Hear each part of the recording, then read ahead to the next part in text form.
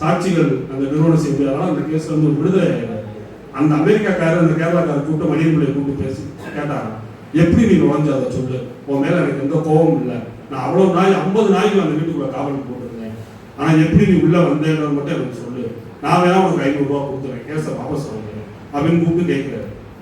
இவர் அதே மாதிரி சொன்னார், நான் வந்து எப்படி உள்ள போனேன் அப்படின்றத சொல்றாரு. நைட்டு உள்ள அந்த வீட்டுக்குள்ள உள்ள நுழையிறாரு. உள்ள போனோடனே நாய்கள்லாம் விரட்டி வருது. இவர் திடீர்னு சமையல் கட்டுக்குள்ள போயிட்டார். சமையல் கட்டுக்குள்ள உள்ள போய் பார்த்தா அந்த வேலைக்காரி அம்மா வந்து மறுநாள் சமையல் பண்றதுக்காக நிறைய மீன் வாங்கி வச்சிருக்கு. ஐல மீன் எல்லாம் வாங்கி வச்சு ஒரு பாத்திரத்துல வச்சிருக்கு. இவர் உள்ள போய் கதவை பூட்டிட்டு அந்த மீனை பூரா சமைச்சு மீன் குழம்பு வச்சிருக்காரு. மீன் குழம்பு வச்சு மீனை பூரா சாப்பிட்டுட்டு அதுல ஒரு மீன் எடுத்து முதல்ல ஒரு நாய்க்கு போட்டுருக்காரு. 2 மீன் துண்டு எடுத்து போட்டுருக்காரு. மீனை சாப்பிட்ட உடனே அந்த நாய் பூரா இவர் பின்னாடியே வந்துச்சு. ஒரு நாய்க்கு தான் போட்டுருக்காரு. அந்த நாயை கூப்பிட்டு இப்போ ஒவ்வொரு ரூமா போறாரு. அந்த மீன் சாப்பிட்டதுனால அந்த நாய் என்ன செஞ்சுச்சா, மற்ற நாய்களுக்கு சிக்னல் கொடுக்குது, இவர் எதுவும் செஞ்சு அதை கடிக்காது அப்படின்னு.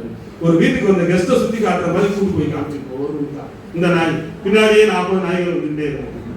இப்படி அந்த நாய்களுக்கு பூரா என்ன செஞ்சிருக்காரு, மீனை போட்டு அந்த ஒரு நாய்க்கு போட்ட மீன் அடுத்த எல்லா நாய்களும் போட்டோடனே பூரா வாஞ்சை ஆயிடுச்சு. ஒரு கூட ஒவ்வொரு ரூமா கூப்பிட்டு போயிருக்கு. ஒவ்வொரு ரூபா கூட்டு போய் இங்க அது இருக்குன்னு விலை உயர்ந்த பொருள் வாட்ச் எங்க இருக்கு, பீரோ எங்க இருக்குன்னு கூட்டு காமிச்சிச்சான். அவர் சொல்றாரு, இப்படி ஒரு கெஸ்ட்டை கூட்டு போட்ட மாதிரி நாய்களை கூட்டு காமிச்சிச்சு அப்படின்னு சொல்லி ஒவ்வொரு ரூமா போய் தேவையான பொருளா எடுத்து மூட்டையை கட்டி கேட்டு வரை வந்துட்டு கேட்டு வந்தோடனே அந்த மூட்டையை வெளியில தூக்கி போட்டு ஏறி முடிச்சுட்டு வந்தார்.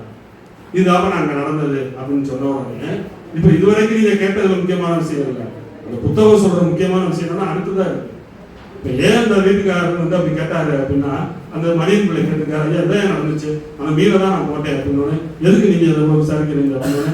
வேற ஒண்ணும் இல்ல, நீ ஒவ்வாடுக்க திட்டிட்டு போயிட்டேன், நான் அமெரிக்கால இருந்து வந்த பிறகு திட்டு போயிட்டு சொன்னா வீட்டை வந்து பார்க்க வந்தேன். அப்ப அந்த நாய்கிட்ட அந்த வீட்டு முதலாளி சொன்னாரா, உங்களை நான் எப்படி பிள்ளைய மாதிரி வளர்த்தேன், டெய்லி